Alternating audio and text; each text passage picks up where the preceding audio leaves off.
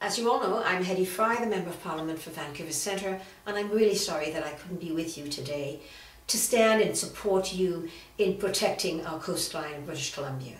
As you well know, Michael Ignatieff has said repeatedly, and he made an announcement in Victoria about 2 months ago, that if we form a government, a federal government, that we will ensure that the ban that was set up in 1972 of a moratorium against tanker traffic on the northwest coast will be kept, either through legislation or through regulation or both. We're committed to that as Liberals. At the same time, we've seen what has happened in the Gulf of Mexico recently, how long it took for that oil leak to be plugged, during which time we know of the ecological damage that occurred to that coast, both in terms of the fish, of the wildlife, of the oceans, and of course of the shoreline of that part of the world.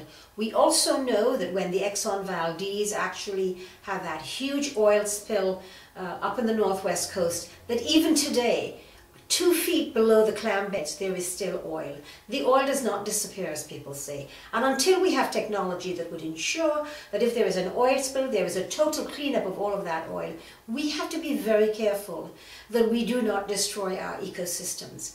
As you well know as well, and recently Enbridge has shown us, and they are the ones who are thinking of the tanker traffic. Enbridge has shown us what they did or didn't do with regard to the leak in Michigan. So we have to find out for sure that there is a right technology, and until then, we will ensure that our northwest coast is kept clean and kept clear of oil tanker traffic.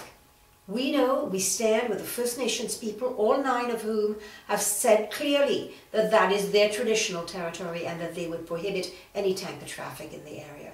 So I stand with you today. I'm sorry I couldn't be there, but I support you in what you're doing to keep our northwest coast clean and to ensure that British Columbia does not have what happened to the Gulf of Mexico happen to British Columbia.